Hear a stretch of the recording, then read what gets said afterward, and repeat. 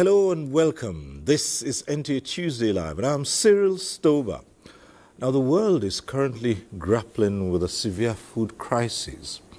In 2021, 2.3 billion people globally, that's over 30% of the world's population, were food insecure. And the World Food Programme expects this number to increase by 345.2 million. According to the State of Food Security and Nutrition in the World 2022, global hunger and malnutrition have increased for the third year in a row. Now, the number of undernourished people in Africa increased by 33 million between 2019 and 2021, reaching 258 million. Now, this represents a significant setback in progress towards the global zero hunger target. The Sustainable Development Goal 2, Zero Hunger, calls for the eradication of hunger by 2030. The objectives are to eradicate hunger, achieve food security, improve nutrition, and advance sustainable agriculture. This is to ensure equitable access to adequate food and reduce the prevalence of hunger globally. Nigeria, as one of the largest and most populous countries in Africa, has made some efforts in the past towards achieving zero hunger. One example is the National Multi-Sectoral Plan of Action for Food and Nutrition 2021 to 2025, a 5-year nutrition action plan that will guide the implementation of interventions and programs to address hunger and malnutrition across all sectors in Nigeria.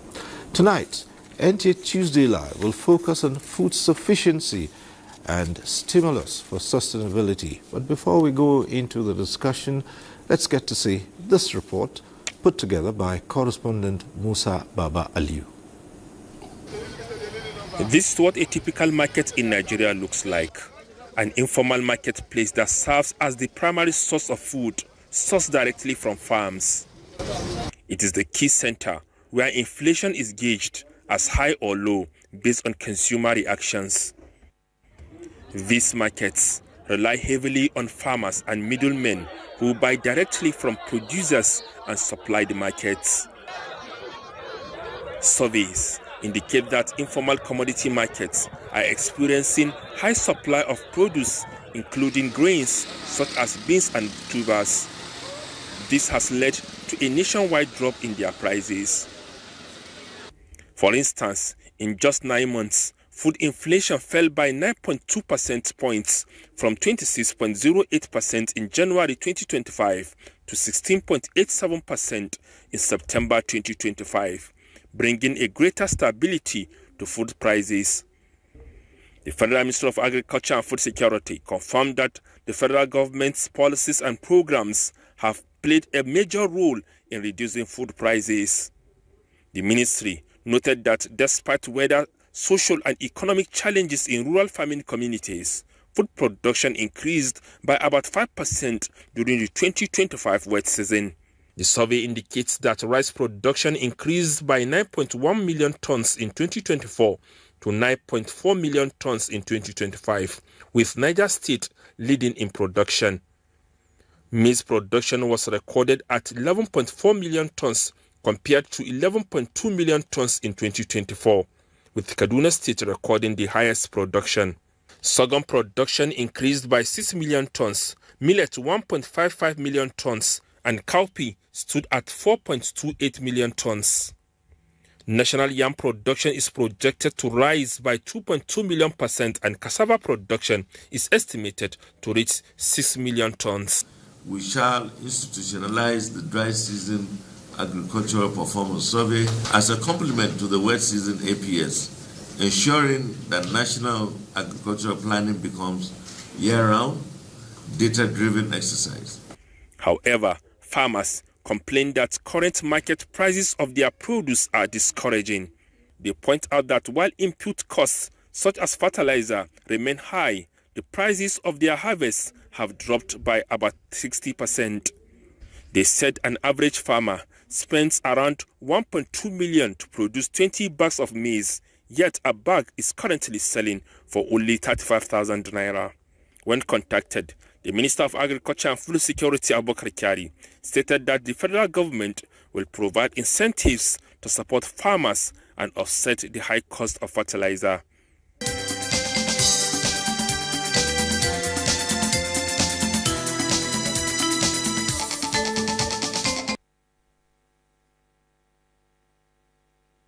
Well, tonight's discussion, let's introduce our guest to you tonight. We're glad to welcome to NTA Tuesday Live Dr. Amos Gizo, Chairman, Lower Benue River Basin Development Authority. Thanks for being with us tonight.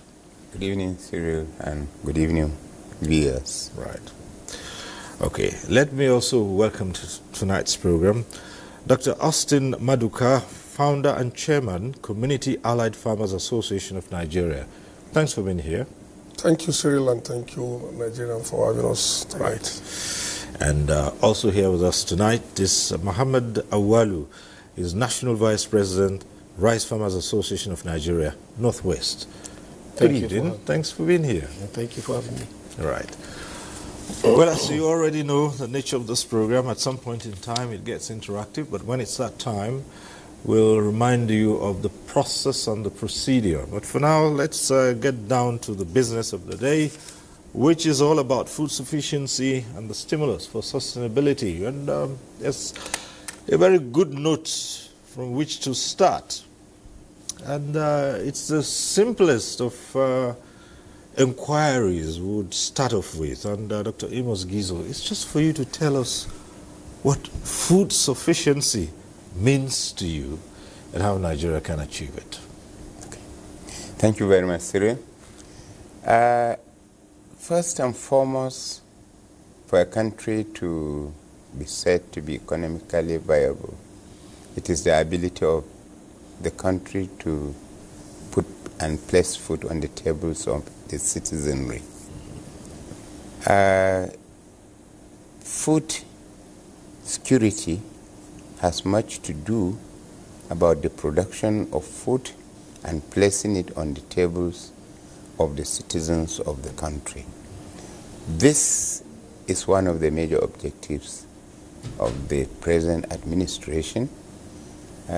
When we were appointed, the first thing before we resumed at our various basins was letting us know that we are to work as a government body that will make sure that food is crushed to 50% by giving the enabling environment to be able to produce food to the barest and lowest cost of production.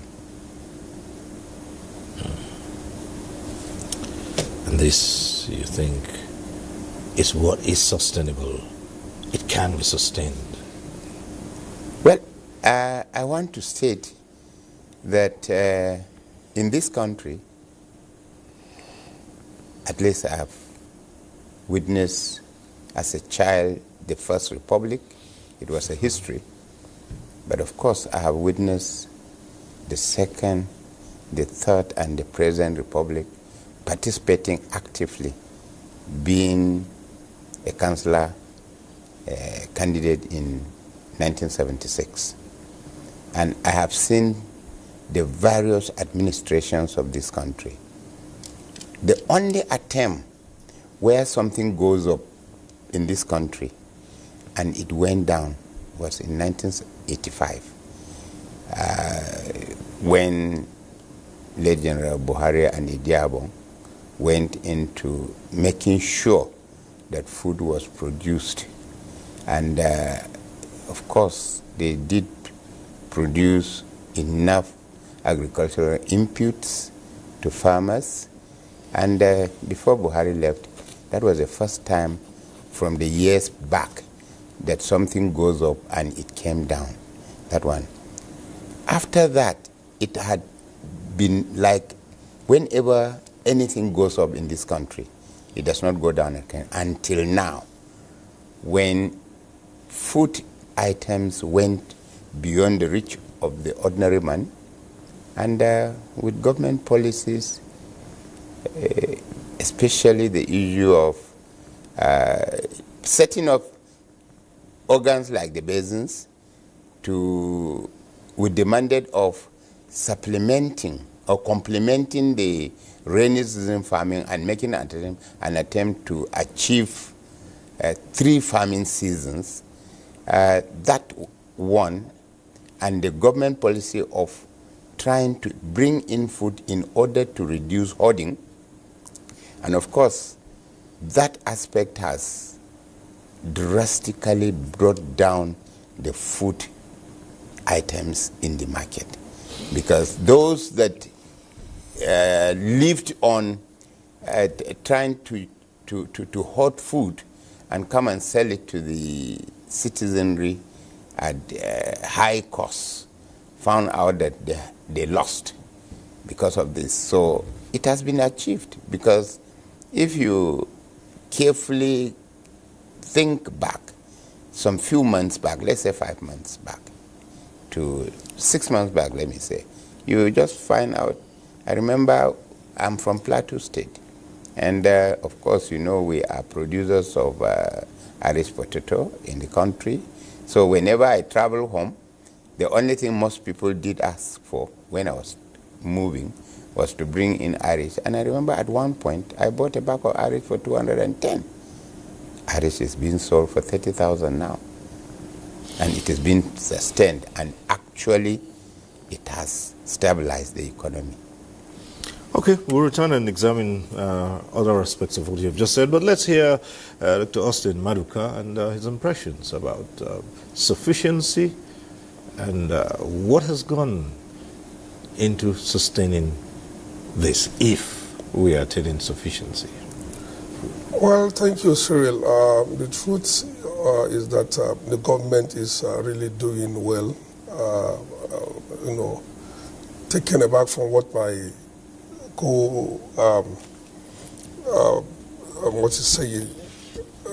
my brother here, the government has done wonderfully well. For the first time, we can see the rise and fall of commodities in Nigeria. But that is not to say that it is yet uhuru. Talking about sustainability, we have to have a program spelled out, because the problem we have with government programs is the sustainability. And then, you know, when this government goes and another government comes in, will they be able to continue what this government is doing? We can remember the Ankobras program of the past administration. We can remember the GES program of Jonathan administration. All those ones have been forgotten. Some of those beautiful initiatives and policies of the government never continued. And that is where it affects sustainability. And now in agriculture, we should look at 2 different types of agriculture that is sustainable. The production for domestic need and production for industrial needs. Now, if you look at the grains we're talking about now, it is only one source that is still producing this grain that we're all depending on, the smallholder farmers. How many mega farmers do you have in Nigeria that produces a large quantity for the industrial need? You see that everybody is still going to the same market. So if government withdraws their supports, the price will go up again. Because the government now is supporting, we can see that there's a drastic drop, you know, on the prices of commodities. But if the government is unable to sustain this program, automatically it will go up. But if there is a policy or there is a standard program initiated by the government, creating an enabling environment and, you know, encouraging private investors to come in, that will make it to be sustained. If you look at the angle of businessmen, you know that a private businessman continue to sustain his business. Let's look at the transport sector. When RFI was Minister of Abuja, they had a bus called RFI bus. But those buses are phased out today now because they couldn't sustain it. But you look at ABC Transport, the Young Shagro, and other private luxurious owners, they are still managing those businesses because that is their private business and they must keep it to run. Same with agriculture. Government must be deliberate enough, you know, to design a program that even if they go and any government comes in, it must continue with the project or the program of the previous administrations. In so doing, we'll be able to have a sustainable and a workable and a dependable and full sufficiency will be guaranteed. Okay, thank you so much for your opening comments. And let's come to the rice farmer now and hear from him.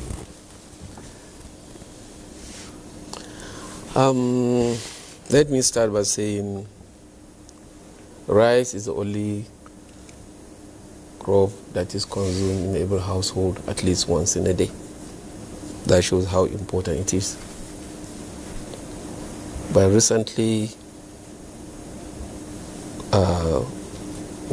what is happening in the production cycle, government need to do more to encourage the farmers to produce. The input prices are very, very high, and the farm gate prices are declining. So this has a lot of effect on the producers, that is the smallholder farmers, in the sense that some of them might be discouraged in the future, either to produce what they can only consume or leave the farming at all and venture into other business that they think can keep them up and running. So if it is easy to do, to make, there is one thing, making the food sufficient and it's not affordable is another problem on its own. So our target should be to produce the food, given the enabling environment, and also naturally, when you have lower cost of input, the prices will drop further. So consumers can have it very cheaply. And also we have to look at the activities of the middlemen as well. Government should come in sometime, into aggregating some of these crops so that at least the supply can be sustained. Are we still having what we call the middlemen? I thought at some point in time they said due to the policies that have been enunciated, due to the activities of professional, farmers associations and the major stakeholders in agriculture and enlightenment, the matter of middlemen who would come and clean up produce, farm produce, and then hoard for later to sell at exorbitant rates. I thought that had been taken care of. We still grappling with that? It still exists, even though the activity is going down, but it is still around. You see, the association and the cooperatives are just producers. It's just to assist the farmers to produce enough food, sufficient food for the country. But they don't control what goes into the market. They don't control what farmers takes into the market. Even if the farmer, even the farmer is given a loan, at least all you take is that part of the loan, the repayment. The rest, he keeps some to consume and some to the market. It is good also to know that, about 90% to 80% of the farmers we have in this country are smallholder farmers. Those are the farmers that produce enough. So those are the farmers that they cannot support themselves if they are not well taken of. And that would definitely affect the market. So let me just quickly put this to Dr. Maduka. What do you tell your members? You as chairman of the Community Allied Farmers Association, what do you tell your members? Like what we're doing, we do a lot of sensitization. We also do a lot of training and advocacy, knowing the challenges, just like what Awal is saying.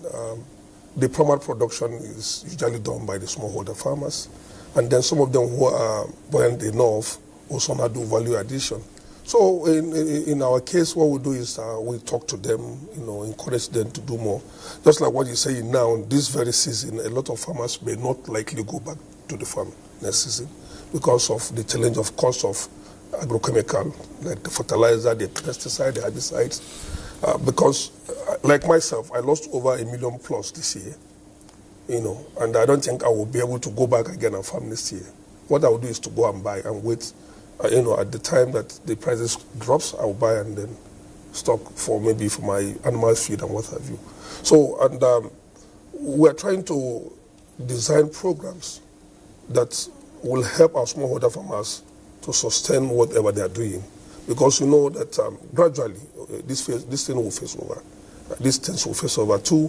In the area of security is also a major challenge. Where most of our farmers don't even go to their farms again because of the fear of being attacked by herders or militants or whatever. So we are trying to, we are always engaging them and also trying to also engage the governors, the governments at the federal and state level to see how they can create a cluster farm. Last week I was talking to one of our consultants on how we can bring our farmers closer to the house for safety.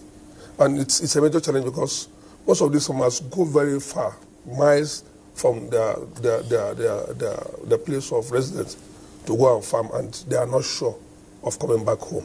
And most times during the harvest period, they're even afraid to harvest.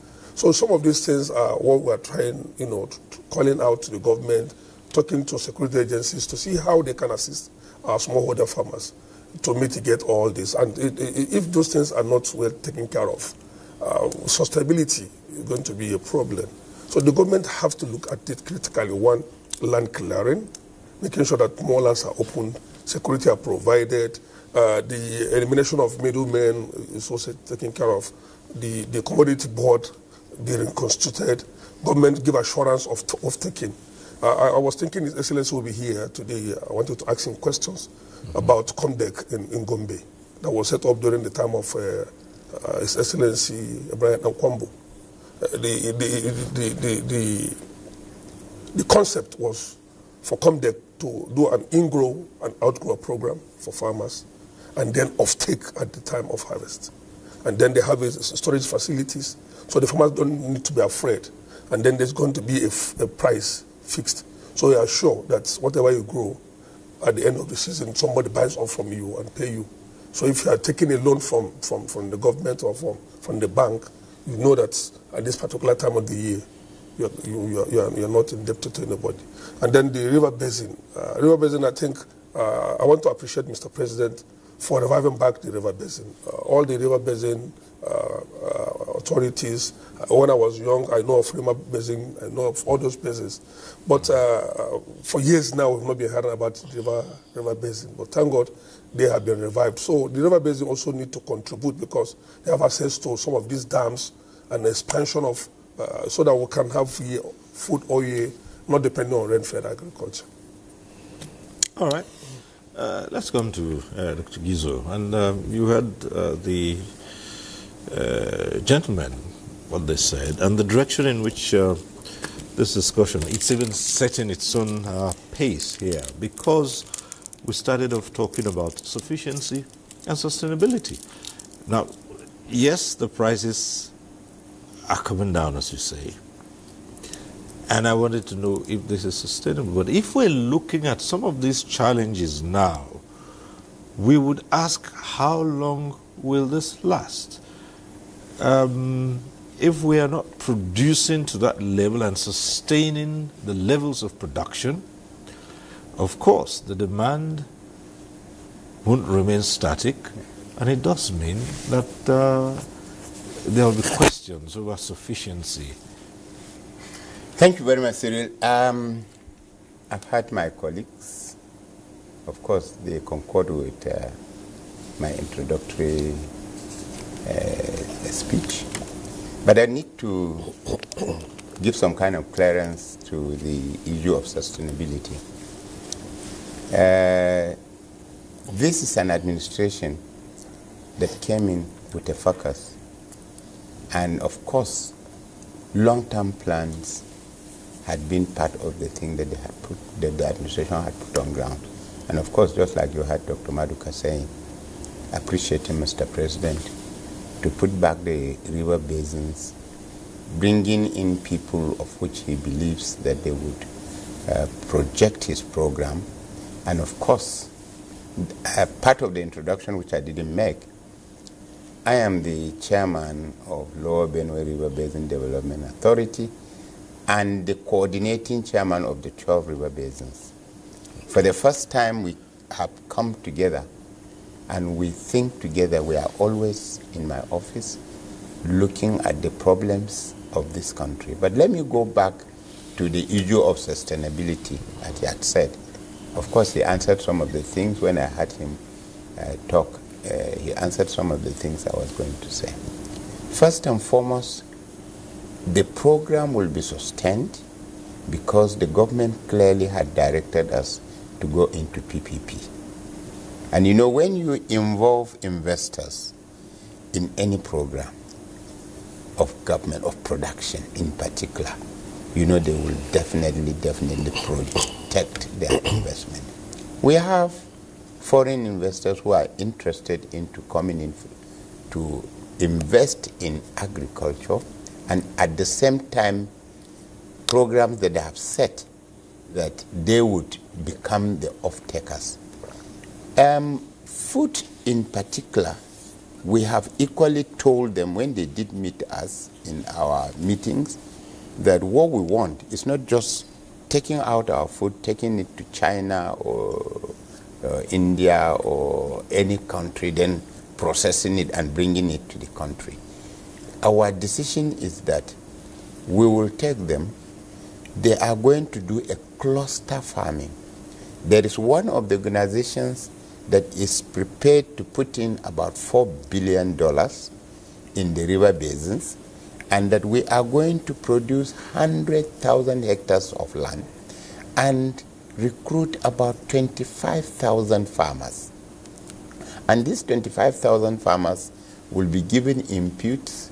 We and government should produce the land and some infrastructures. Then they will put in the money to get the tractors, to get the fertilizer, to get the herbicide, to get the improved seeds and hand it over to the farmers. And these farmers, when they farm, there is an arrangement of 50, 40, and 30. We, the supervising body at the river basins, we will maintain 10 and 10, please. We will maintain 10% of the total produce from the farmer. Then the investors will have 40 and the farmers will have 50 without putting in their own money.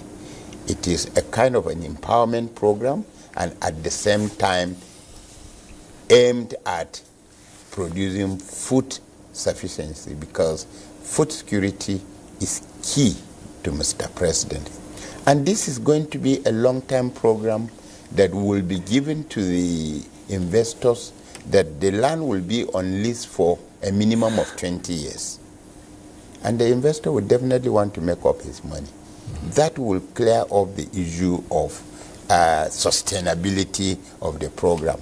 But I want to state, even today, we had a meeting with the group, and what we said is key to production, and that is the issue of security. But we believe that if it is a cluster farming, there are too many people there, but we have gone further to state some things that I wouldn't want to mention in particular, the way security will be handled on the farms. But the obvious one is that use of surveillance, high rising surveillance cameras that can go at a radius of about 100 kilometers either way. So those things are being put in place by government, and government had already met in the policy and had directed us, if we can, that we have partial privatization and commercialization of the river basins.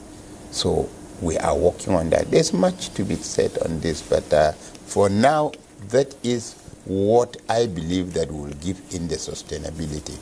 And of course, when we were watching here, a key figure of government you did here, we equally have complained about the balance in the production this year. But what I want to say is, any system that had gone bad and you want to correct, there are certain pains that are taken. I did farm, and it's a matter of fact when Dr. Maduka said he lost 1 million. If I tell you, and a matter of fact, I lost over 5 million. I've done the harvest, but if I do sell the harvest of the crops compared to the production, I have lost over 5 million already. But I accept it because it is not easy. When something is bad, to be able to build back, you have to pass through certain experiences.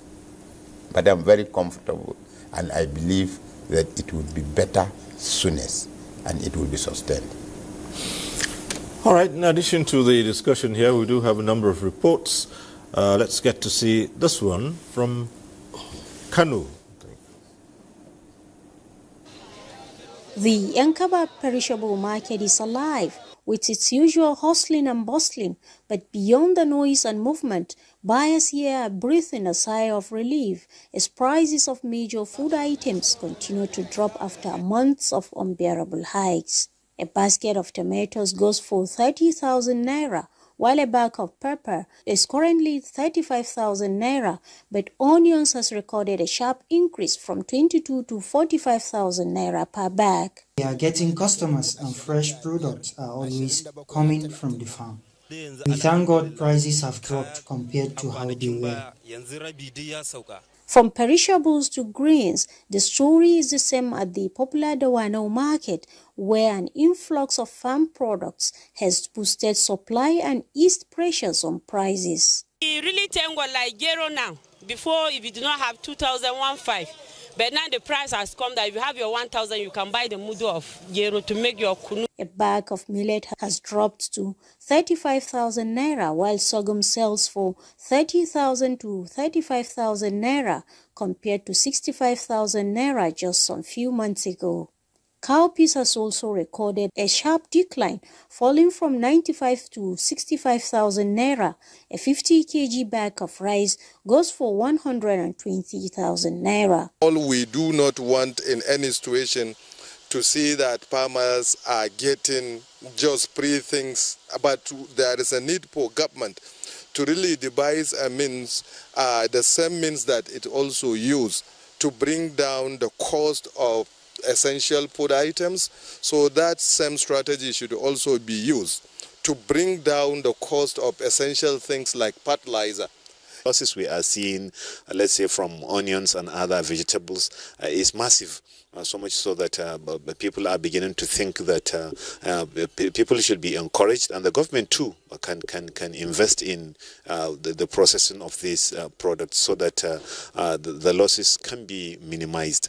Stakeholders believe that government and development partners must collaborate to provide farmers with improved seedlings, fertilizers, credit facilities and security support to keep them in business and maintain stable food supply.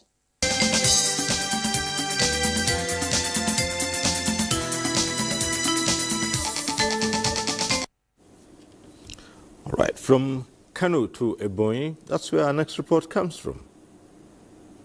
Agriculture has evolved over the years, moving from the traditional and subsistence farming to mechanized and modern innovations like the sack bag farming. These, residents say, are responsible for the crash in prices of most commodities, especially the staple foods, more so with the incentives and distribution of inputs to farmers by the Ebonyi State government.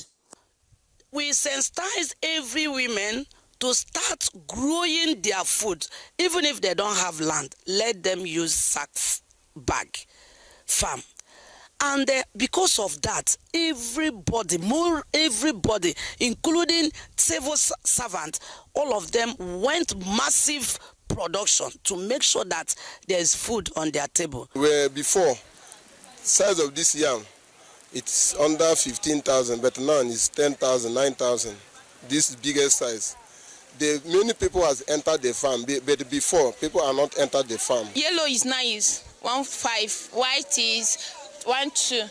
Why that the garri is coming down? Because everybody, this is our season, but small time now, garri will be coming up again. Residents re-echoed the need for government to leverage on the success recorded to reinstitute agriculture, which used to be the mainstay of Nigeria's economy before the discovery of oil, by prioritizing the provision of storage facilities to avert wastage of harvested farm produce, which is the bane of the sector. Yes, the current prices of food items, especially the staple food, have really gone down. And this is a welcome development.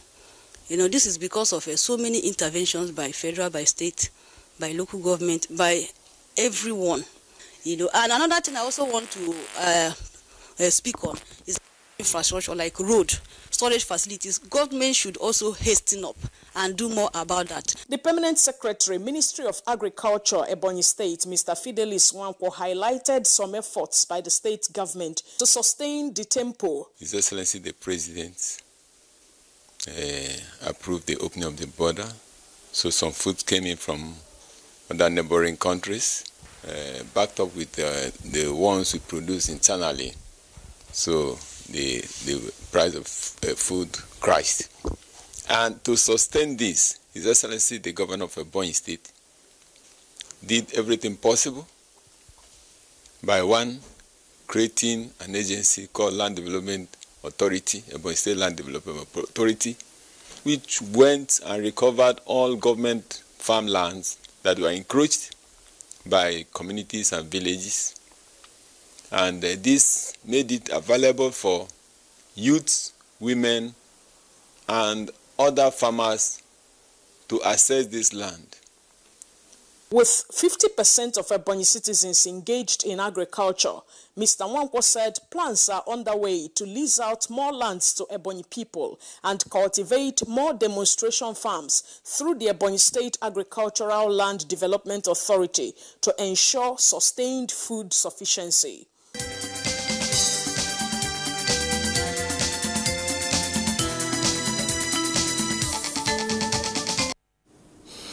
All right, we're back here in the studio, and Dr. Madu, we've got two quick issues here for you to respond. There are those who say, yes, prices are coming down, but the factors are a little bit different.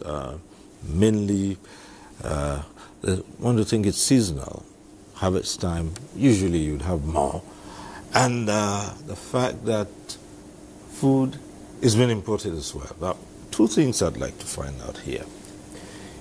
Is it a good thing to import? Remember, the borders were closed. It was meant to encourage local production and to stop flight.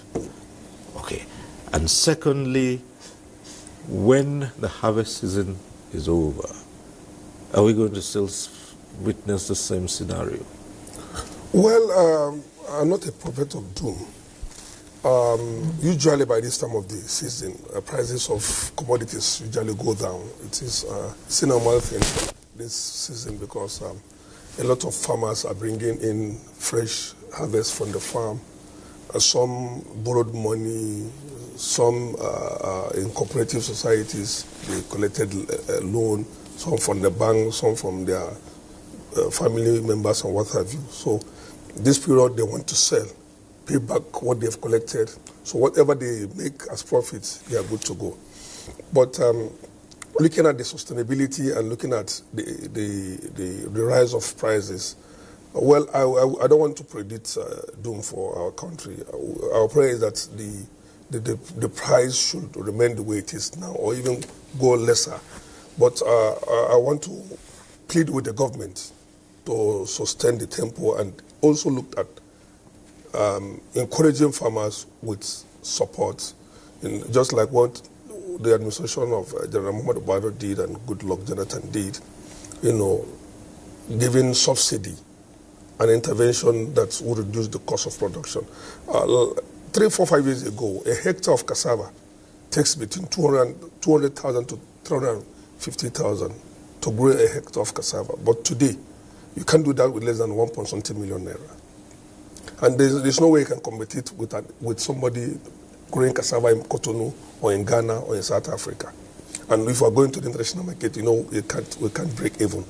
Now, if we want the government to open the borders and flood in with commodities in Nigeria, well, the government will not be doing us good because that will also kill the local productions here. And if our farmers are not smiling as usual, if the imported goods are competing with the local production, me as a farmer, I prefer eating what I grow. Just like when somebody was talking in one of the distance here, we're talking about sack bag agriculture, which so many people say it's a new innovation that many people have keyed into now, and that has also helped in bringing down the cost of production. In Anambra, I did 10,000 bags of yam for somebody who based abroad. In Abuja here, we did for a church, and they grew it for their church members. And likewise, in other states, we've done sack bags, encouraging people to do bags. You know, I did ginger, I did garlic, I did turmeric, I did yam, I did potato in sack bags. And some also encourage people to do cassava in sack bags. So those innovations also helped. Now, if I have 100 tubers of yam, you know I will not go to the market to buy. I'll also give to my neighbors. If I want to sell, my price will be different because there's no middleman in between me and the buyer. And then we also encourage people to go into aquaculture and animal husbandry and livestock and fishery, and you know, things like that. That have also helped in mitigating all these challenges. But our prayers is that the government should sustain this. I want to talk to the representative of the government here because he's also standing in for the government. All right. Because I know those days when we were younger, my father was part of those who built Goronyo Dam. And I know in Goronyo they grew more of rice in Goronyo those days. So if the river basin will, you know, come back alive the way it used to be before, and government is funding agriculture the way it should be, looking at the research institutions, it's not about clearing land. We need to have improved seedlings. We need to have quality fertilizer. We need to look at our storage facilities so that we don't go, you know, fall back to glut when we have excesses and nobody is taking them. Look at value addition. What are we, you know, turning these things into? If you go to countries like Thailand, they have the rice beer. They have the pharmaceutical companies use rice to produce some of their drugs. They have the rice wine. They have the rice but here is only consumption. We only eat rice. No other, no derivative again. There's nothing again we use rice for, apart from eating it as white rice, jollof rice, or fried rice. But in other developed countries, rice are used for so many other things. Cassava can do so many things. Cassava can be used for paint making. Cassava can be used for furniture making. Cassava can be used for pharmaceutical, for food, for animals' feed.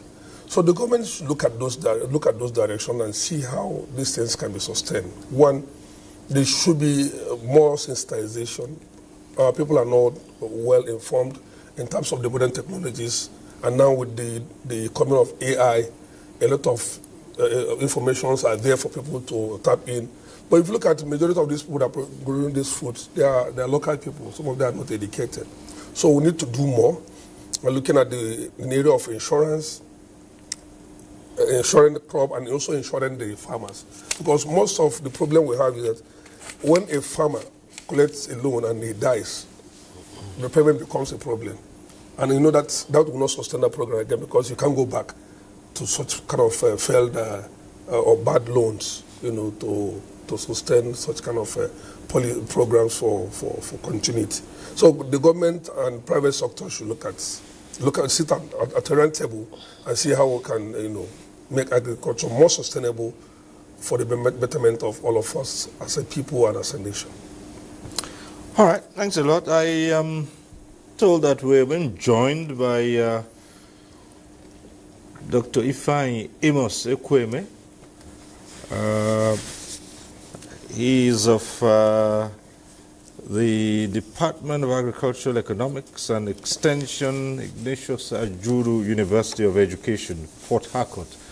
He joins us via Zoom. I want to believe that this introduction is correct, Dr. Ifeanyi Amos Ekweme. That's right.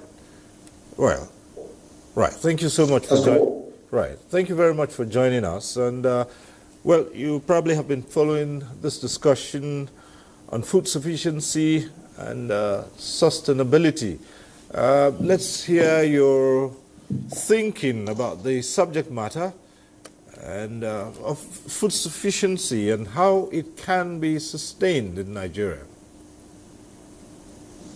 All right, can you hear me? Yes, we can. Go ahead. All right, good evening. Good evening. Sorry for joining a bit late. Well, I want to thank the speakers here for bringing more a very elaborate discussion on this food sufficiency. And I think for a nation like Nigeria to be food sufficient, we need to look into some certain areas. He was just talking about taking this information down to the farmers in the rural areas.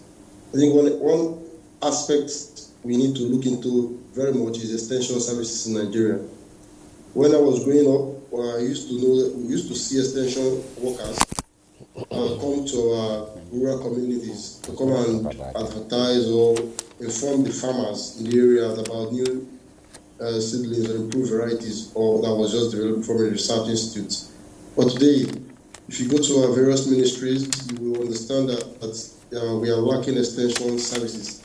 And if we are talking about being reliant on what we produce in this nation, we must look into that. For instance, if we go to the research institutes, there are a lot of activities going on there, a lot of improvement going on with use of AI, like you say, and the GMO crops. Well, how are these farmers getting to know about this? They don't know because there's nobody taking it to them. Some of them don't have access to modern facilities like the internet to Google this thing, to access this thing. And even if they do, how will they assimilate it? So it's the function, the work of the extension officer to take this thing down to them. That's where training and retraining comes in for us to be there. Now we're talking about mechanized agriculture. How we want to mechanize agriculture in order to be reliant, food sufficient. Even if we bring all the machines today and nobody is there to teach these farmers, how are they going to know about them? I want to draw an instance. Years back, there's this cassava variety that was introduced to the nation, and it was supposed to increase the food productivity because it's the duration period is just 6 months. Well, a lot of farmers were not aware of it. But there was a program we carried out in my AGA in Opa, Ibn and Don, local government. Just a little NGO. We tried to take this information down to these farmers and make that this variety you are seeing, you can use it for 6 months. You can plant 2 times in a year, and that's massive. And most of them were like, how? But when they killed him, today I can categorically tell you that if you come to my LGA, what you see there is more of these cassava varieties. And but what planting production here has increased in my area, in this area, production has increased. But on that aspect of it is, what are we doing with these things? Just like the speaker, the guest there was saying, in Nigeria, only thing we use cassava for is gari, fufu, and all that. But if you go to other nations, cassava can be used for a lot of things. More recently, some countries are starting on how to use aviation fuel and all that. And all that, there are also byproducts of it, but we are not making use of it. It's not about production. It's not just about producing. But I want to thank the president who have been so proactive since he assumed office, with coming up with a lot of innovations in the agricultural sector, providing provision of seedlings, fertilizers and some grants to farmers.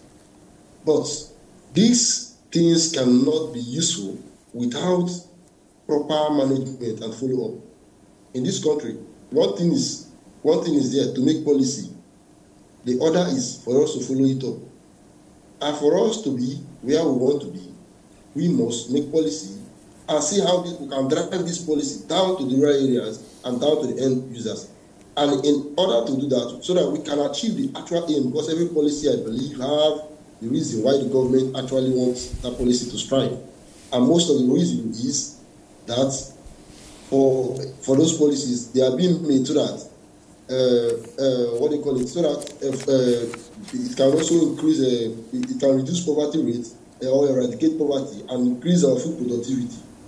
But these things, some of them, I was in IIT a few years ago, and I saw how they were turning a banana and plantain to ethanol.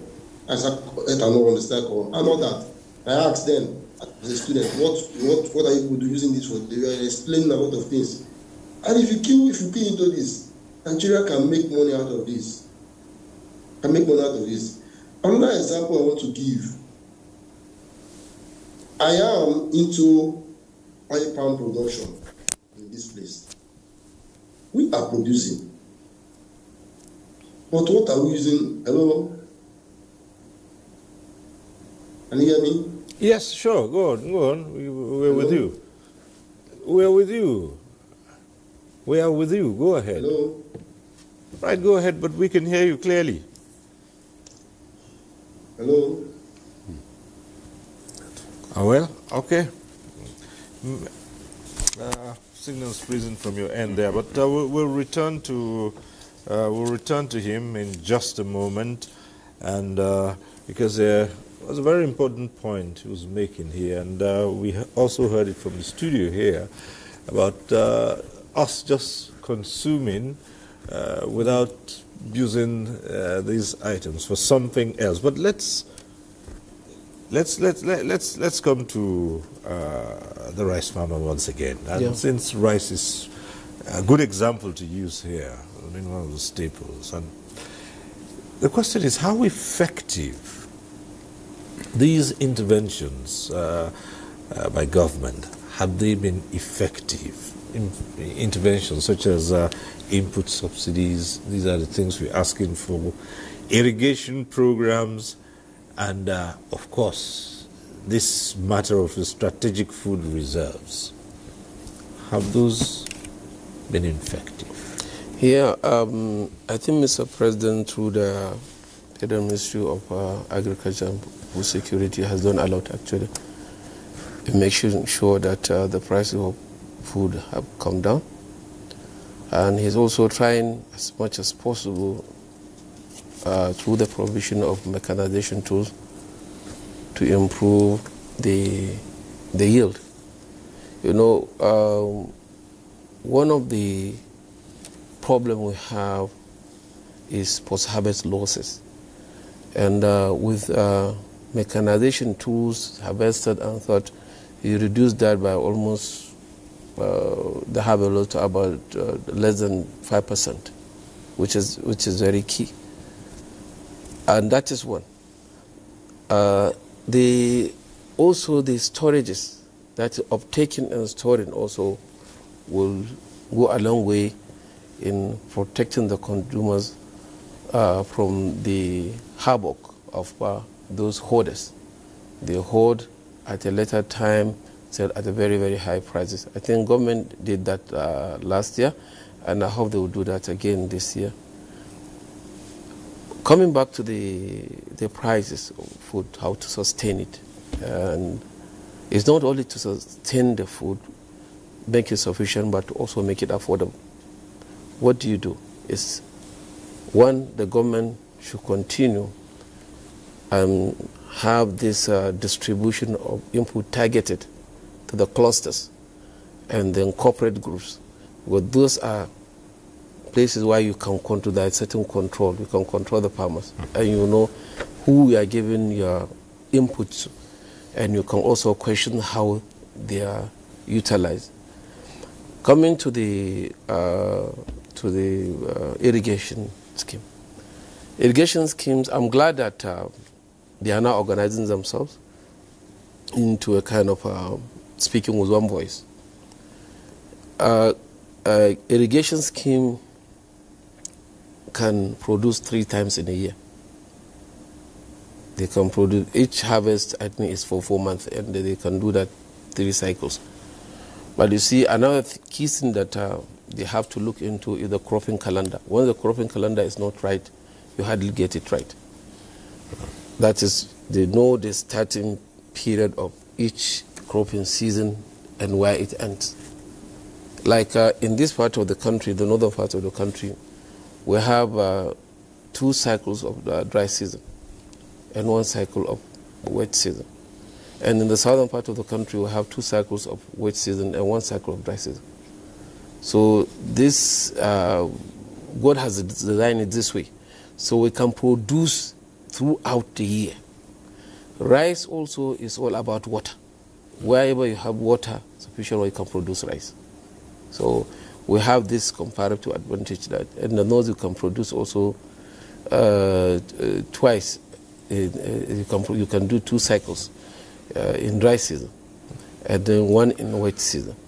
In the south you can have 2 cycles of wet season and 1 cycle of dry season. All we need is enabling environment, provision of inputs, affordable inputs that will help the farmers to grow more. And government have to look into the policies of provision of seeds, improved seeds, and also the right seeds. Because most times what is being sold in the market is just mere grains, not the seed. So we have to look into the issue of seed critically. If we have an improved yield, let's say a farmer that can produce, that is an average of international standard for every crop. Let's say we are having a farmer in 1 hectare will produce, will cultivate, will have a yield of about 4 tons. He can equally have a yield of about 10 tons in that hectare, with improved seed, with the best practices, with the right inputs. He can produce more. So we have to look at producing more per hectare. By hectare, this will go a long way in providing sufficient food, and also the farmer will be happy because what he used to cultivate that same space of 1 hectare is the same and cultivate, let's say, 4 tons. Is the same space that he can use with the best practice, the right tools, the right input to cultivate 10 tons per hectare. Right. So you have movement that will compensate him in a way. So we have to look at that, and all this support has to be coordinated and targeted. Yes, their way. We know they are doing so much, honestly, and we want them to do more. And this time around, we want it to be targeted to clusters and other groups that are coordinated, so that you can trace, you understand, the performance of what they are doing. I think that will go a long way in improving those activities. Well, we'll take a short break here. When we return, there'll be more on food sufficiency in Nigeria, so stay with us. We'll be right back. The government of Nigeria warns vandals of national assets, electricity transmission towers, cables, and other facilities to desist from this act of sabotage. Vandalism is a serious crime punishable under the law. Vandalizing electrical equipment will affect millions of Nigerians, including your loved ones. Remember that national assets belong to all of us, hence the need to protect them. Report all cases of suspicious movement around electrical facilities to security agencies. When you see something, say something. This message is from the Federal Ministry of Information and National Orientation in collaboration with the National Counter-Terrorism Center, NCTC, Office of the National Security Advisor.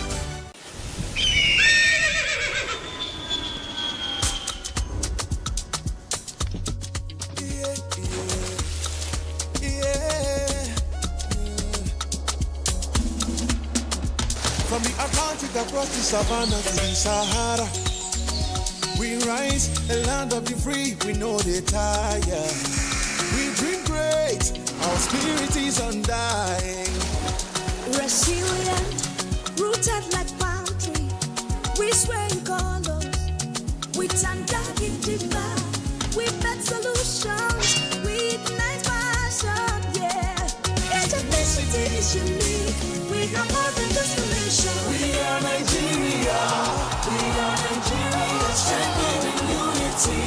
We know they carry lives. We are Nigeria, together live the dream of a land with great destiny. We are Nigeria.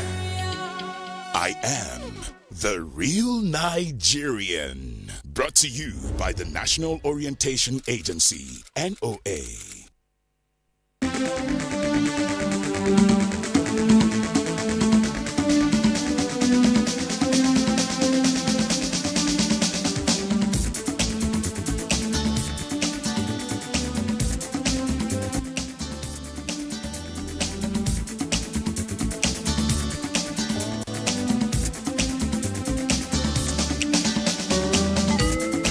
NTA Tuesday Live, a network issue-oriented innovation talk show. Right, thanks for staying with us. It's the matter of food sufficiency and sustainability. This is what we're discussing tonight, and we had a number of very interesting perspectives just before we took a break. Now, this segment is when the phone lines will be open. The numbers to call will be on your screens, and you can call in with a question or comments regarding what we're discussing. And as we say every Tuesday, if you're calling in and your call gets through, do us a favor, turn down the volume of your TV set to avoid the hurlback or the echo. And we also like to encourage you to keep such comments and questions as briefly as possible so that others can also get on the platform and air their views. And we particularly ask that you not spend time with the greetings. It's really no need for it. It's just a simple hello, or just go straight to the point. We'll appreciate that. Well, we have one more report, and we're starting off with that report, and this is from Yobe.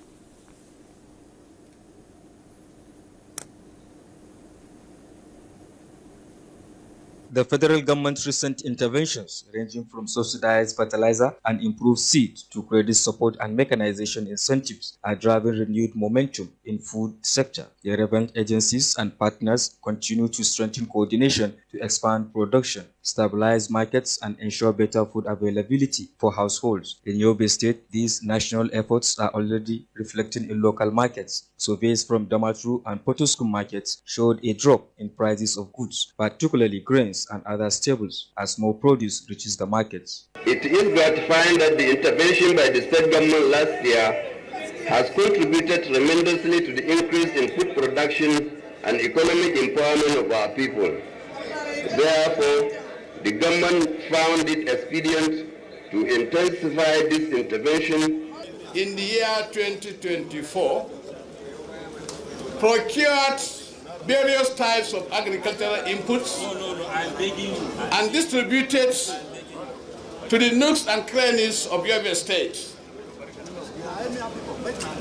This was basically to improve the potentiality of agricultural aspect of the state. Similarly, the Yobe State Ministry of Budget and Planning and Bureau of Statistics observed that peasant farmers, who form the backbone of Yobe's agricultural system, alongside large-scale producers, are reporting improved yields following timely input distribution and strengthened extension services by the state government. And with the experienced favorable weather and expanded farmlands, early indicators for 2025 harvest are positive. It noted that farmers and market observers should expect further price stability in the coming weeks, though it emphasized the need for continued policy consistency, better storage, and sustained support to maintain the grains. Yobe's progress mirrors the broader national drive for food sufficiency as Nigeria works towards long-term stability and sustainable agricultural growth.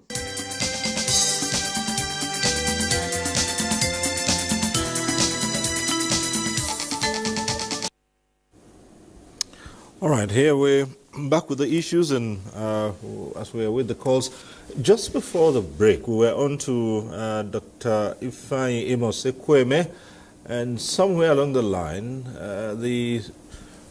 yes, there was some freezing, and we lost those signals. Glad to see that you're back. I know you started off talking about the role of extension workers and how important it is to keep training and retraining so that they can keep the farmers abreast of new methods and improvements in agricultural practice. But let me bring this question to you and ask what you think. And this is about what's been referred to now as climate-smart agricultural systems that will prioritize sustainable practices and environmental conservation. Where is Nigeria in all of this? And can you develop or achieve food sufficiency and sustainability without this? All right. I don't think so. Climate smart agriculture is a trending phenomenon right now all over the world. And if you look at the Nigeria, for instance, now, the global warming, most especially for those of us who are in the southern region of Nigeria, where oil exploration is on the high, that the normal rainy season does not end at the point where it ends. Like now, unlike before, the rains would have ceased. But today, in River State here, where I am, the rain is still coming like we're in normal rainy season. So if we don't adopt climate-smart agriculture, we cannot achieve these things. For instance, the crops who normally we produce during the wet season, and we target them to those periods. Because for the fact that there is a change in the ecosystem, and the time we program to be the wet season is no longer the wet season. So we cannot achieve that. For instance, let me say you want to plant cassava. And let me use the cassava. You want to plant cassava by, normally we plant it, let's say from February, March, so that we target the rains. And now you start to say, let me plant. And what is the possibility that the rains will come by the time you are targeting it? It's not there. But if you have your climate smart, we can produce this thing using irrigation and all that. We can improvise in other means to achieve this thing. So if we don't imbibe into climate smart agriculture, we cannot achieve this. We cannot achieve food sufficiency. And that's where also the work of the extension workers come in. Like now, most farmers don't even understand what we mean by climate smart agriculture. They don't understand. So it is for we, the extension officers, to take it to them. But how are we going to take it? If you're not trained, you cannot teach what you don't have, or you cannot give what you don't have. So I think there is need for the government to look into the extension services, because there is no way, and I repeat, there is no way we can achieve anything meaningful without training and retraining. All right, thank you very much. Then back here, Dr. Amos Gizu, you heard the man. Yes. Thank you very much. First and foremost, before I get to the issue of extension farmers, I want to just make a statement about sustainability of not allowing food to come in.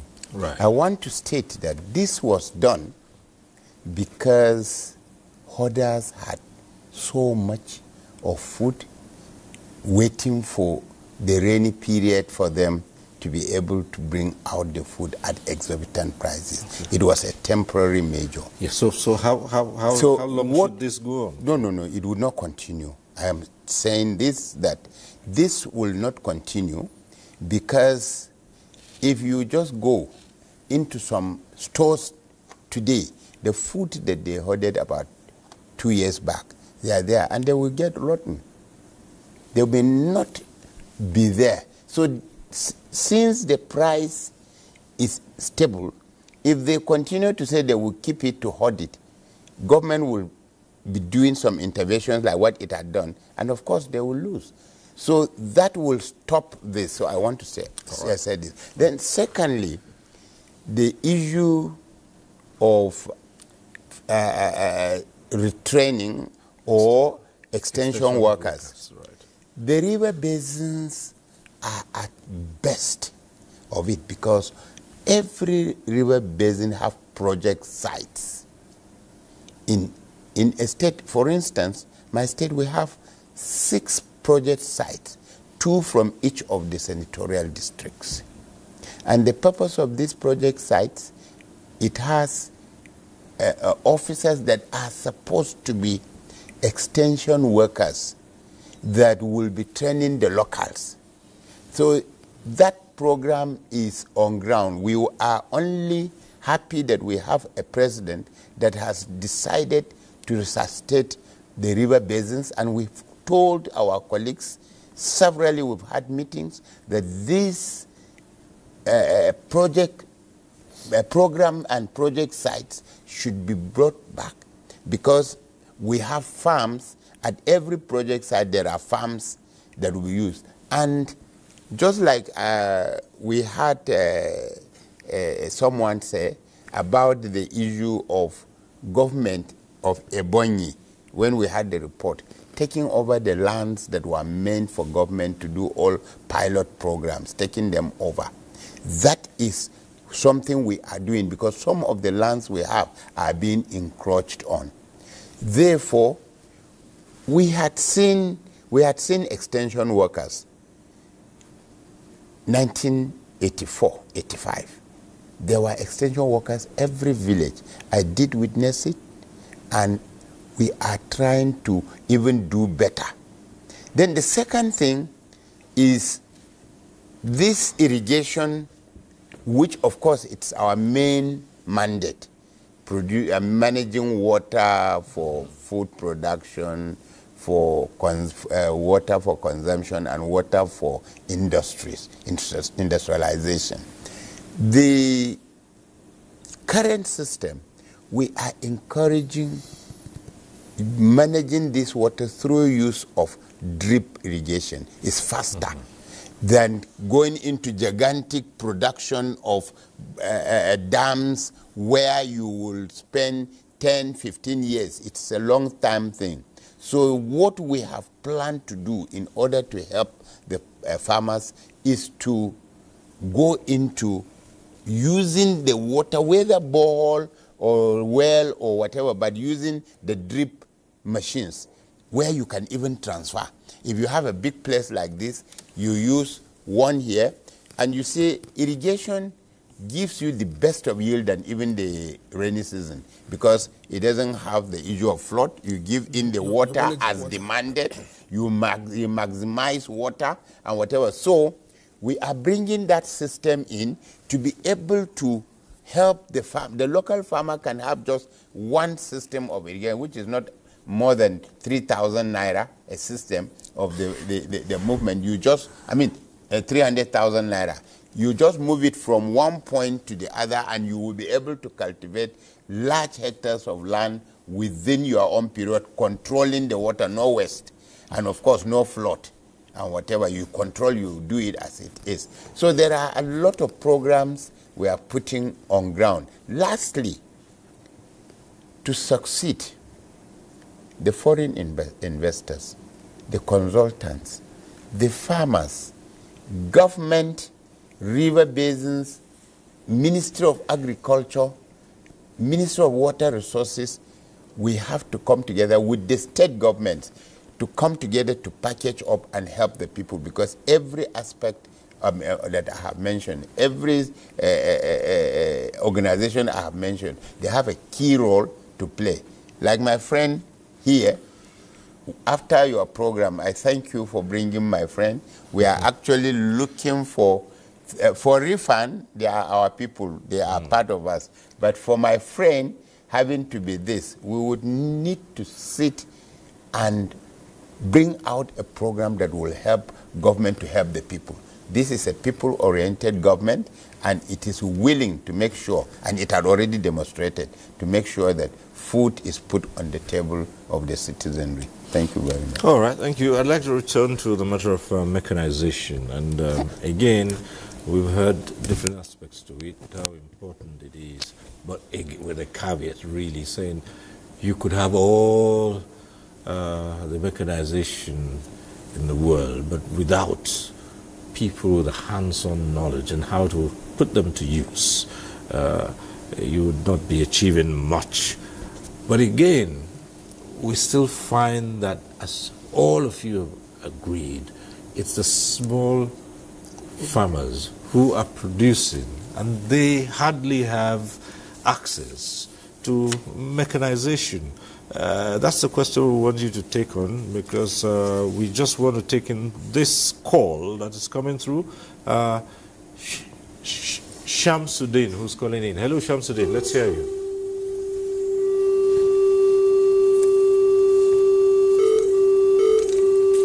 Shamsuddin, if you're on, let's hear you.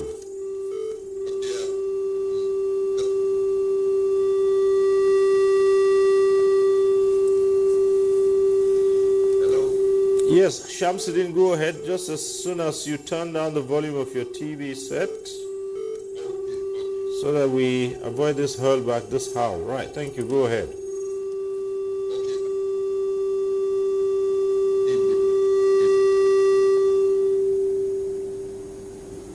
Yes, go on.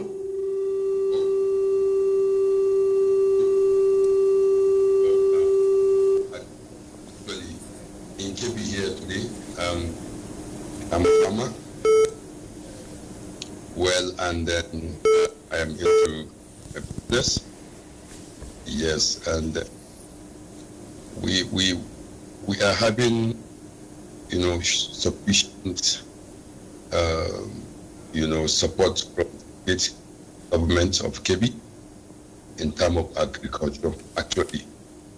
And this around, if I can recall, the government has done so many things to assist the local farmers with this. Yes, and so the issue we are having right now is that is insecurity. Actually, that's the only problem we're having.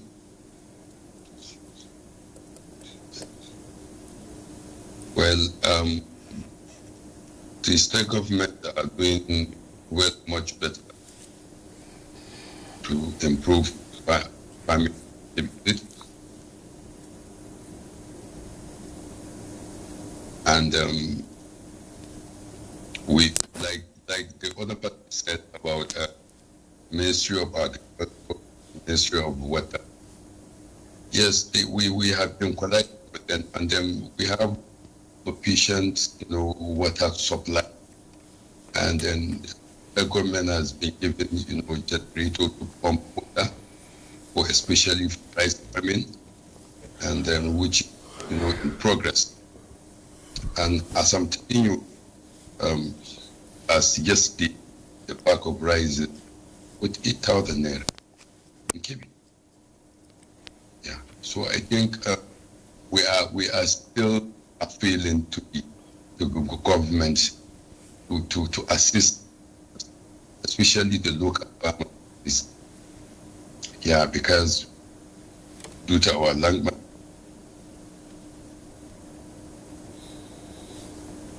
All right, Shamsuddin from Kebbi, thank you very much, and we'll keep a note on that and still pursue the angle of curbing insecurity so that more farmers can get back to their farms. But if we return to you, Dr.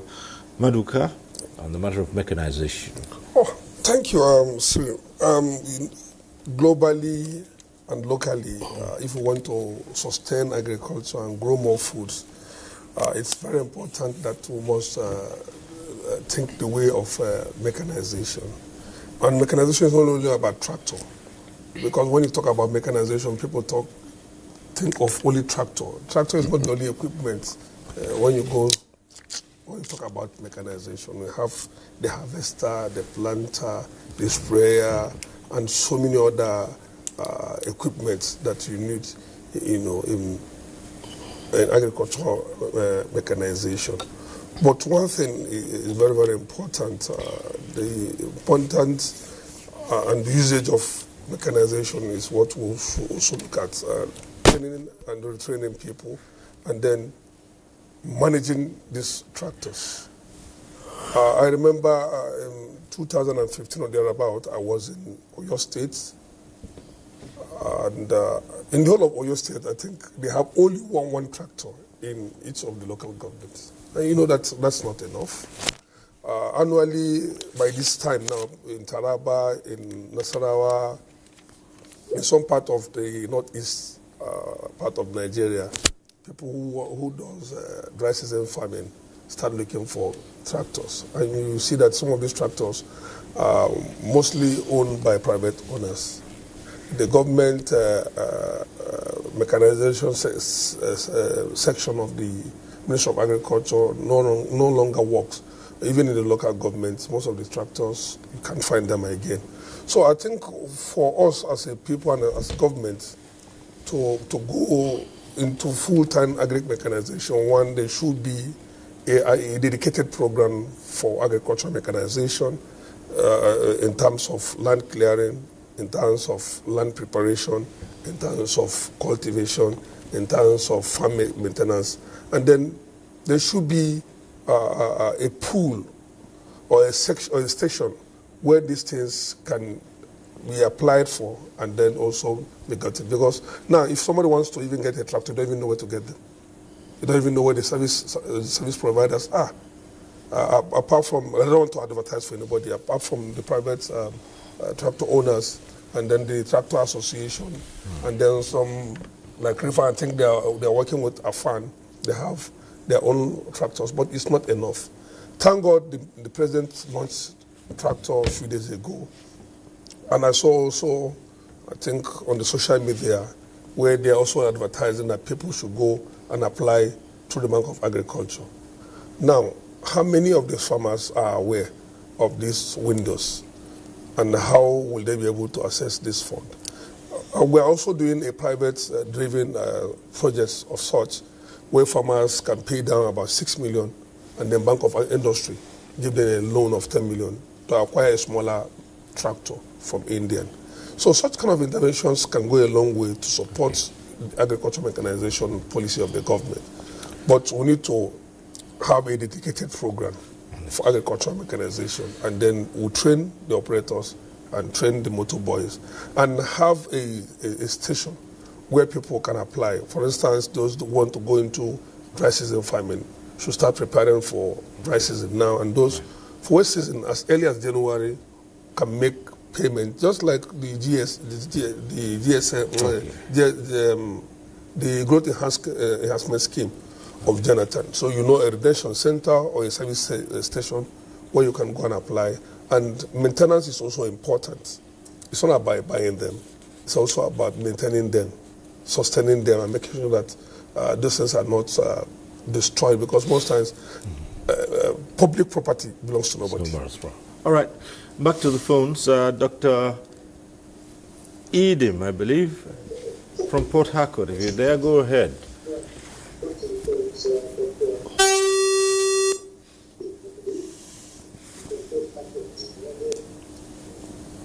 Hello? Yes, go ahead. You'd have to cut the volume of your TV set because I can hear the hurlback all the way through. So go ahead. Okay. In terms of, I'm trying to contribute to this program. Like in this area, mostly almost in River State, you know, just that we don't normally have much government support when it comes to farming and for the farmers. But if, because there are vast land and also we have a fertile land, which if there is more support from the government to the farmers, I think there will be more food supply and sustainability. And there is a place, there is also, we have a Green River project Pump Innovation Center in Omelga, owned by Orlando Energy. Formerly Nigeria Ajipori Company. You see, they are there to support farmers and also, but the problem there is that how are they reaching out to farmers so that for more sustainability, at least for more educate them, enlighten them, support them, and give them materials that will help them to produce more crops and food for the nation. And then I just want to make basically a reverse statement. All right, thank you very much, Dr. Edim from Port Harcourt, Makia. Well, you heard Dr. Maduka say, apart from private owners and maybe refund that has its own. So let's hear from you as the National Vice President of the Rice Farmers Association. Let's hear the level of mechanization that you've been able to introduce in rice farming. Well, in as much as we have our own tractors, which we service our farmers with, those farmers are not enough. Recently, I know when this government came into power, I think the Mr. President keep talking about mechanization, and post-harvest losses. You see, with good mechanization tools,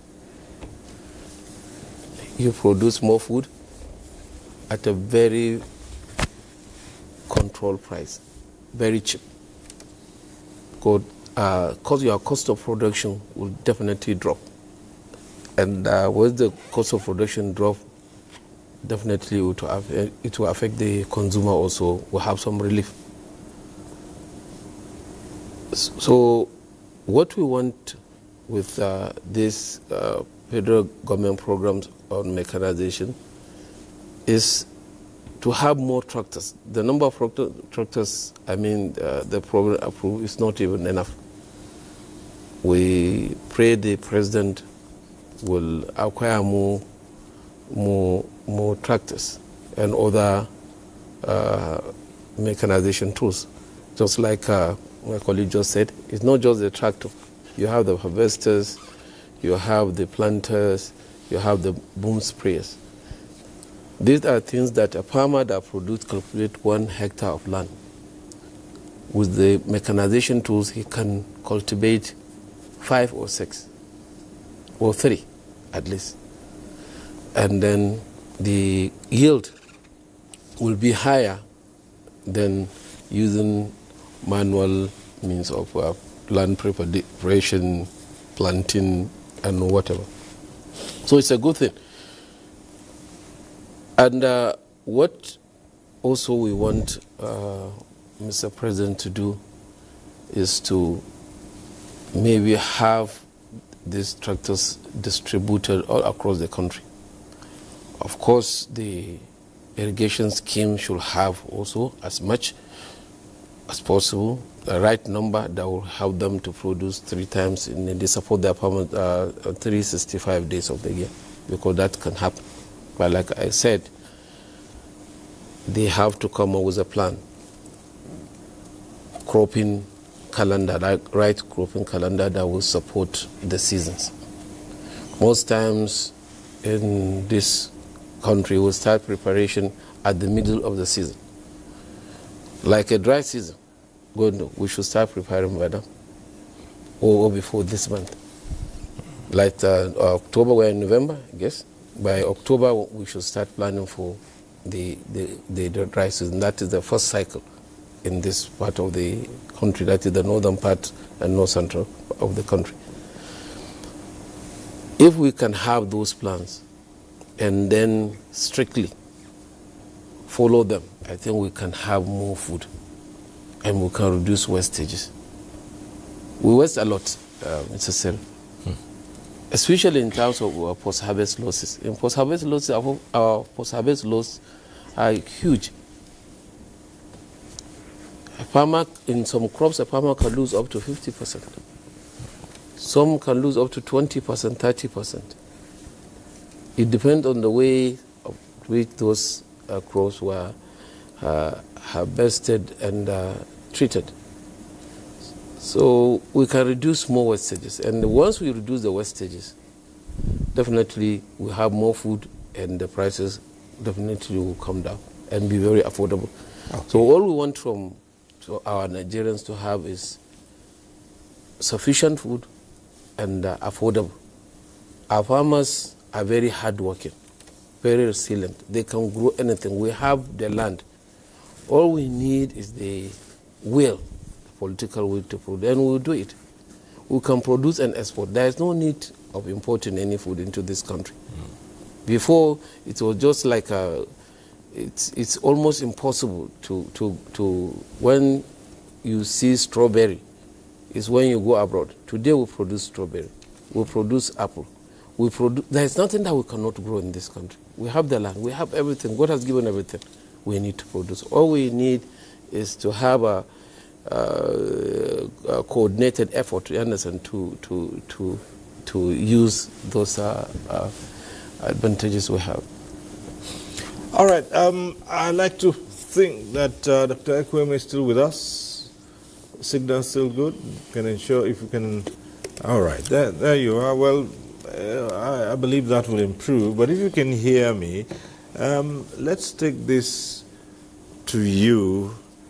And because we have very soon we'll be winding down. But let's hear you talk about the opportunities that are available now to drive growth and food sufficiency and what needs to be done.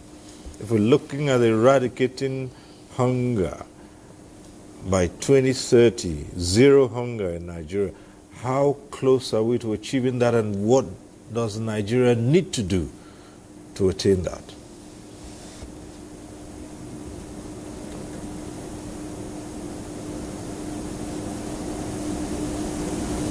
Hello, can you hear me? Yes, we can. Go ahead. All right.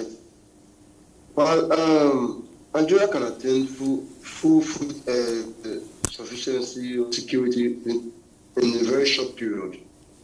I think the president is serious about that. More recently, he launched the 500 billion fund for agriculture, and he was targeted at mechanization that have been so much spoken about this evening. Mechanization. And another aspect of that program is the seed distribution, supplying high quality seed to farmers in order to improve yield. And they have that program is trying to capture as well access to fertilizer, how these farmers can have access to fertilizers in the rural areas. Because one thing is about making these things available, the other thing is about getting to the end users. The people who are much more supposed to be beneficiaries of these programs are the smallholder farmers. And most times, these fertilizers or inputs are being hijacked at the top and being sold to the highest bidder. And as such, the effort or the aim of the president is no longer met. Okay. So by this fund, is trying to for us to have access to fertilizers and as well as irrigation. So we can, looking at all this is trying to do, the president is doing, we can achieve food sufficiency if we are serious with it. Like now, we have to look down, we have to go down to the... Oh dear, it's frozen again. We'll return to you in a short while, when that cleans up. But let's come to the phones. And Njuma is calling in from Abuja. Hello. Morning. Hello? Yes, go ahead, please. Hello, good morning. Yes, Danjuma, go ahead. Hello? Yes, we can hear you. Your name is on the screen. It means your call has been passed through. So if you can just go on, we can hear you. Oh. Just go ahead and talk, sir. Hello? We can hear you. We can... Okay. My complaint is that I'm a farmer. I have over 55 hectares of rice farming located in Kogi State. But with this, what I'm hearing on this program, I've never had access to all these government subsidizing chemicals for farmers. Like this year, there's no way I can even recover half of the money I spent on farming. Well, I bought a carton of chemical upwards of 42,000 naira, and I used over 40 cartons of chemical to spray on the rice. And the rice actually produced well, but the price drastically dropped. Last year, I sold a bag of, in Kogi State, we normally package our rice on 300 kg bag. Last year, we sold a bag for 170,000 naira. But this year, it's going for 55,000 naira. The price drastically dropped. So most of us were afraid of coming. And we don't have I don't have access to anything about government subsidizing either fertilizer like urea or born urea about almost 50-something thousand naira this year, and the chemical is going for 42,000 naira a carton. So I don't know, how do we have access to all these things on the chemical or fertilizer? How like the three gentlemen are talking, how do we access them? Well, I love farming, I'm a retired public servant, and I decided to go into farming. Okay. The 2 years now that I did now, I don't think I will get half of my money. So I don't know, how can I come in? Here's my phone number, and who will I call? Okay. To at least to get access to government subsidized price. Fine. That is my complaint. Fine. It's a good thing you say you're a rice farmer. And we have the National Vice President of Rice Farmers Association right here with us. So, this...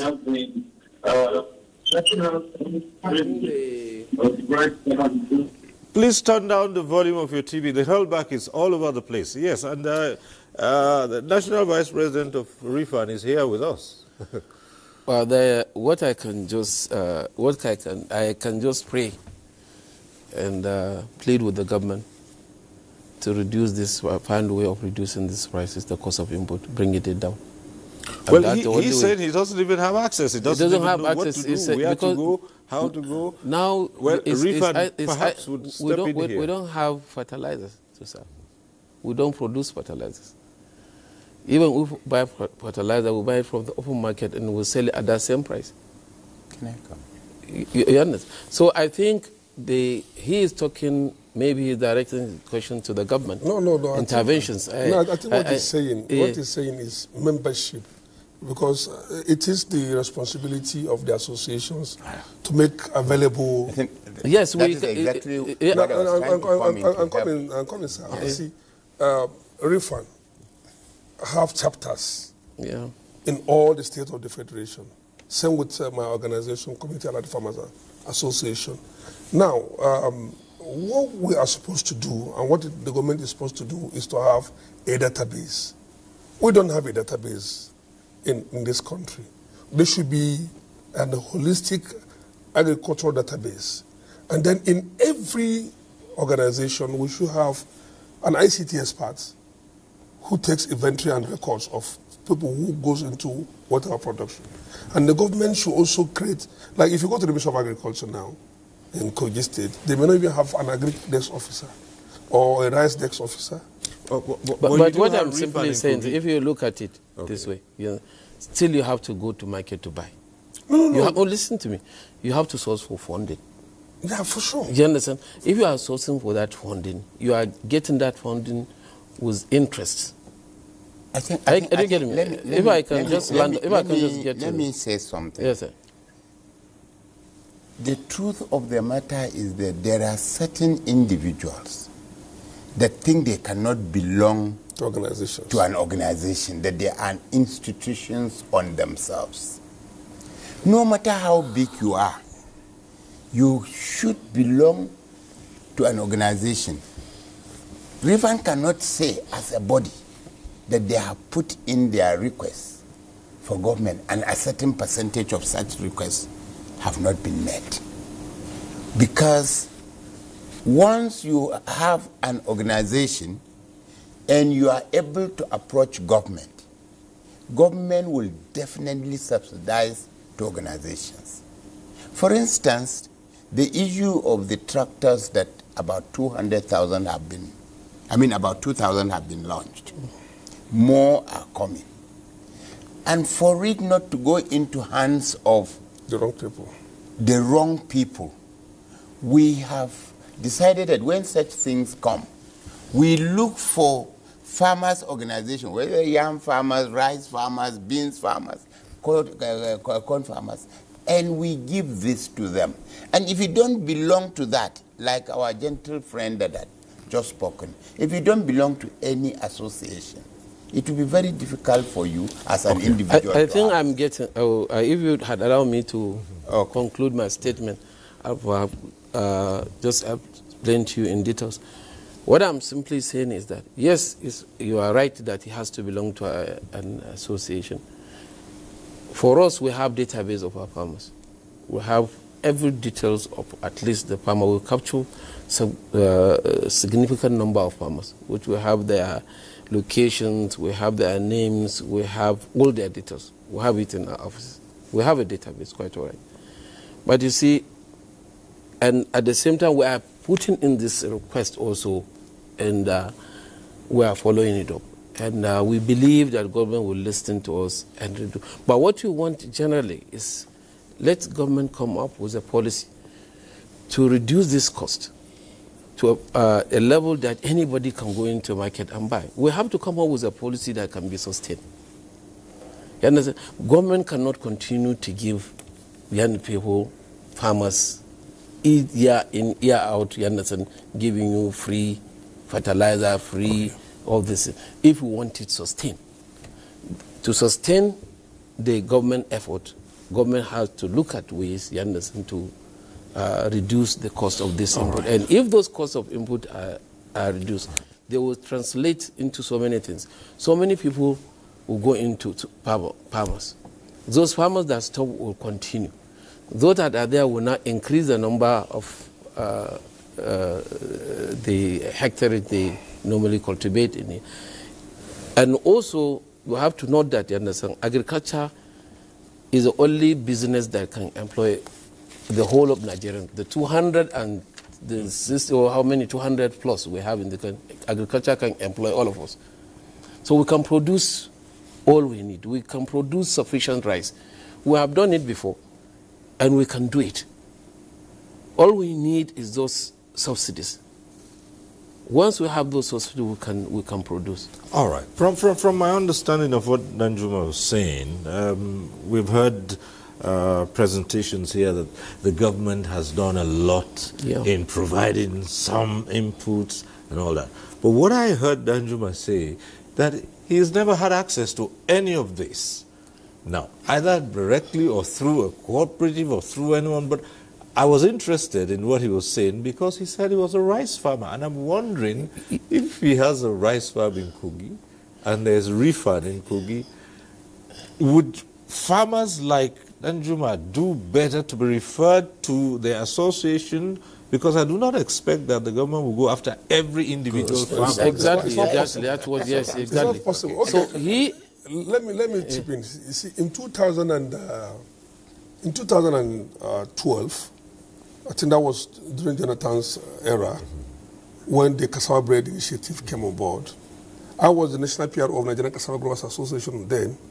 What we did was to do a publication on national dailies, inviting all cassava farmers across the 30 cities of the Federation and FCT.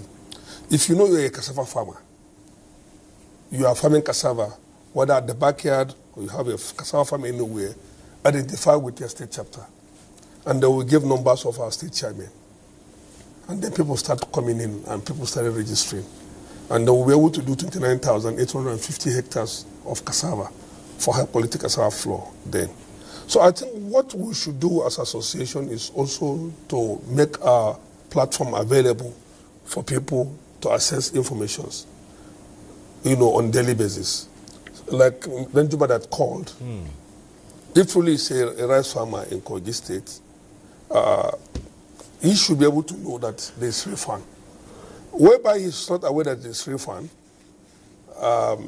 the refund of Kogi chapter should once in a while create a program that people will be aware that they're in existence in Kogi State or any part of Nigeria. We cannot be doing national association when people at the grassroots are not aware of what we're doing.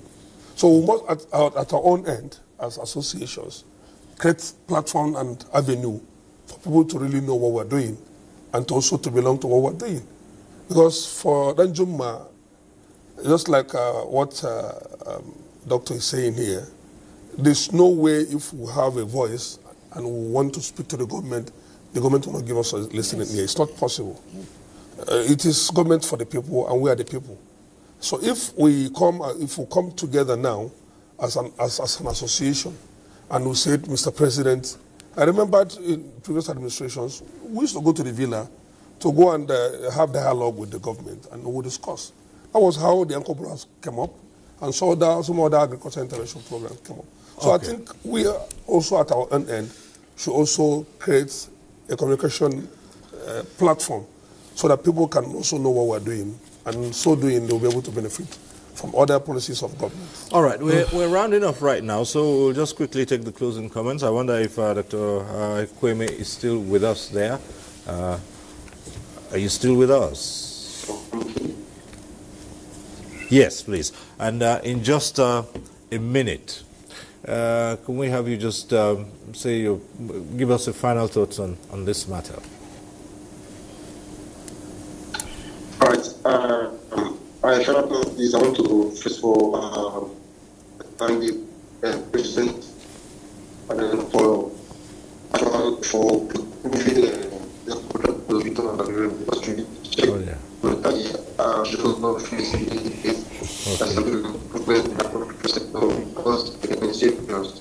I also want to be oh dear.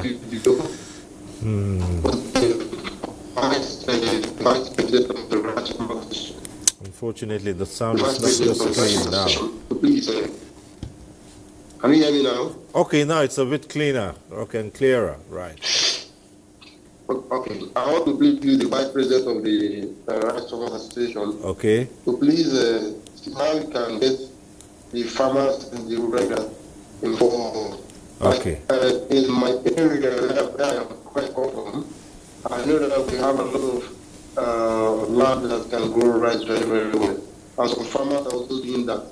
I know there are a lot of rice farmers here, but I don't think there's government presence for them. And I think you need to galvanize support for them so that we can actually bring everybody on board. So on that note, I want to say that if we do that and all that, come together as a team, see how we can bring our intellect together and actually meet for solutions. Thank you. All right, thank you very much, Dr. Ifeanyi Amos Ekweme of the Department of Agricultural Economics and Extension, Ignatius Ajuri University of Education, Port Harcourt. Thank you very much. Thank you.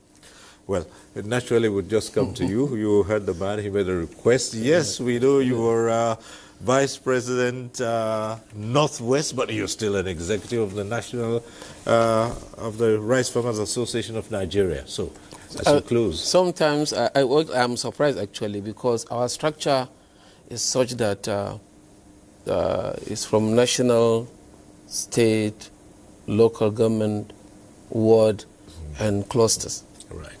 So it's I don't know what really went wrong. Rivers, in River State and also in Kogi State, because we had several programs which are national programs, widely advertised, and we have participation from almost every ward in this country. And that is our strength.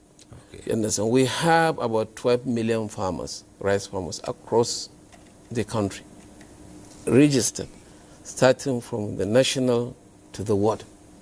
We have about 108 officials from national to the world. So the structure is really, okay. Well, but perhaps we I'm not giving excuses. We look into these complaints and then perhaps do more. Do more. All right, we'd like to thank you very much for coming on.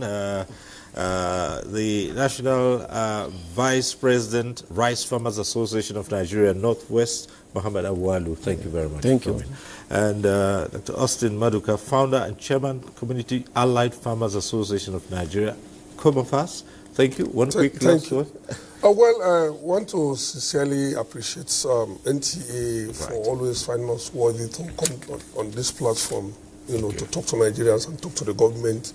And this has really helped because we know that the government listens because all the things we said in the past are coming to fruition now. I was happy to hear what the governor of Benue State is doing regarding processing of fruits in Benue State, and I know we make so many comments about post-harvest losses of fruit, vegetables and fruits. All right. And then I think the government is listening. I want to thank Mr. President for being a listening president. And finally, Dr. Amos Gizo, Chairman, Lower Benue River Basin Development Authority, and you also coordinate the River Basin, the 12 River Basin Authority. Thank you, Cyril. Right. First and foremost, I want to state, of course, you are my icon when it comes to journalism. My profession is journalism. I'm a politician, and I have actually gotten to this level. Nigeria, in the real sense of it, with a political will like what Mr. President has put, has no reason to be counted among states where citizens cannot be fed. Okay. And the reason is simple. We have everything. I'm traveling to Morocco by the invitation of the King of Morocco on the 26th. I will be there for 4 days. Morocco is a desert country, but they are producing food and sending it to Europe. And so we should be Nigeria. able to do better. All right. Okay. Thank you very much. Thank you very much. And this is where we leave the conversation tonight. We thank you all for watching and for those who called in for being part of it. Next week, we'll be back with NTA Tuesday Live. I'm Cyril Stober. Bye for now.